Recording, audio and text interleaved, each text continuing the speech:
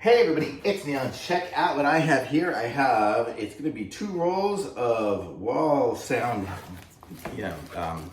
stuff that will get rid of the wall sounds. So let's go ahead and take one of these out. I'll show you what it is, if I can. Wow, they have it packed in here good.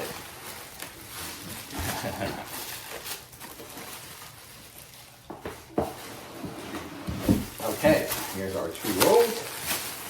We'll just open one up. And here we go.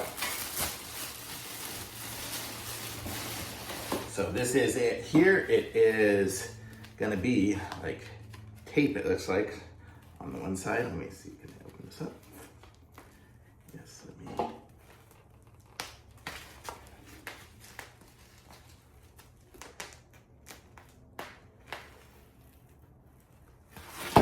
Oh, here we go. Okay.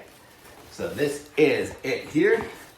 And so if you have, excuse me, like this is gonna come in handy for like if you have like a camper or something like that and you need to kind of put some stuff around the walls of it, or just even in a house or something like that. I don't know if this is like sticky or how this is gonna work, or if it's just glue it on. I think you just glue it on.